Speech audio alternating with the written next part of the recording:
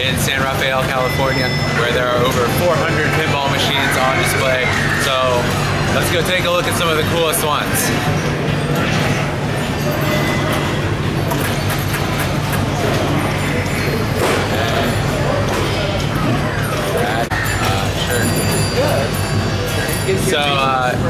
So this is the Revenge from Mars machine,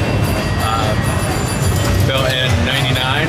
It was the first game released under the Pinball 2000 label, and the last released under the Valley label, which we heard about earlier. So basically you're defending Earth from a Martian attack.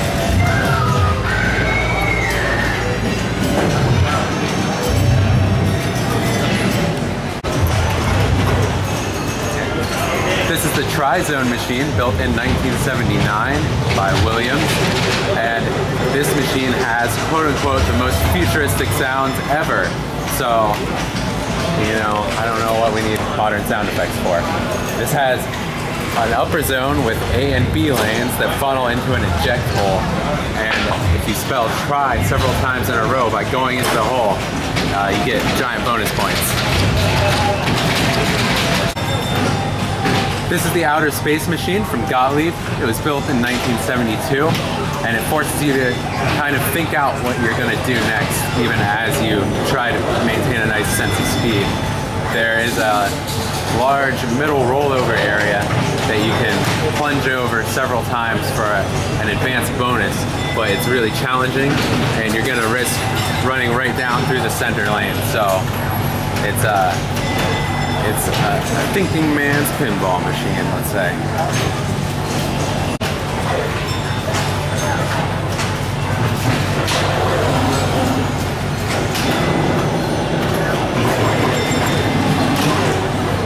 Here we go. All right.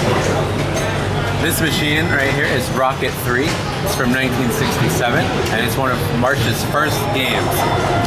This was built during the space race, which perhaps explains some of the Russian cosmonaut aesthetic that it's got going on. And it takes you to space, and you travel among the different planets.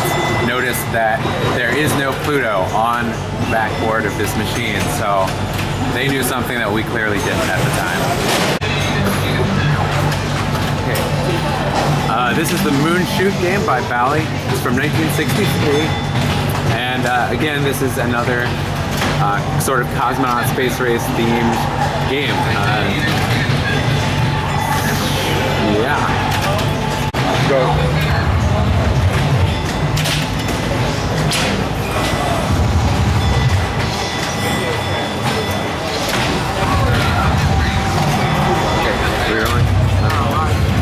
This is the Skylab machine from Williams.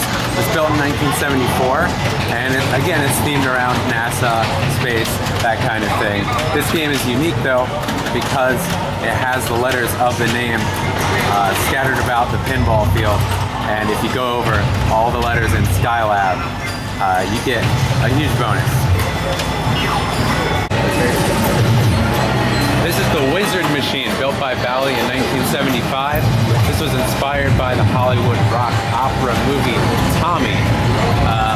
The back glass includes the likeness of Roger Daltrey and Anne Margaret, with Anne Margaret being chained to a silver pinball release.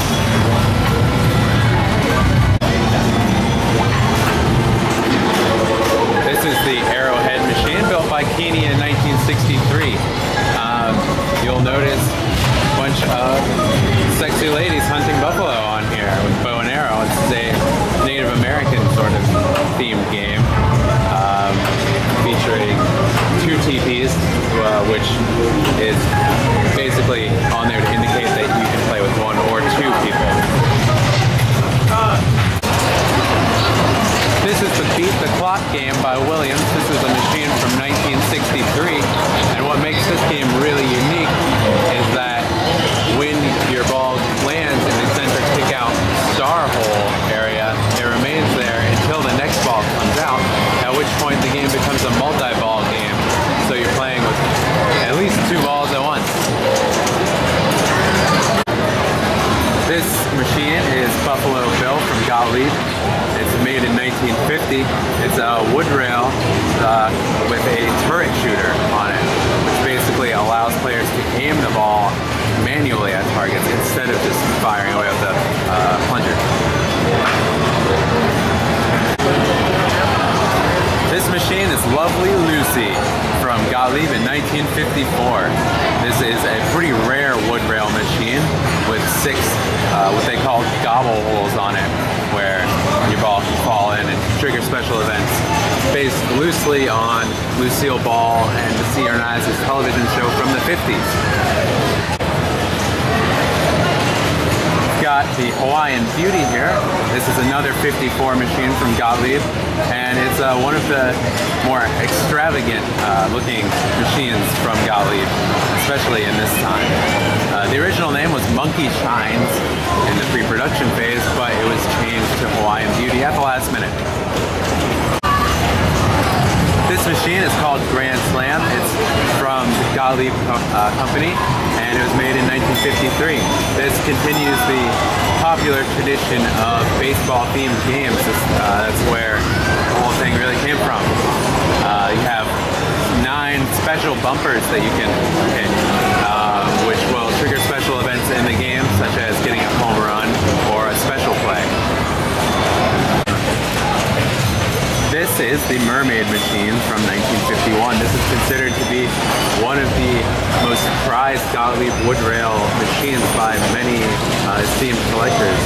It features classic artwork by Roy Parker and box animation with a fisherman trying to catch a fish and ending up with a boot. Finally, we've got the Gypsy Queen machine from Gottlieb. This is a 55 machine themed around a card game, and it features a gobble hole, which is basically a pit that your ball can drop into, and it also features rollovers that you have to complete in order to get the highest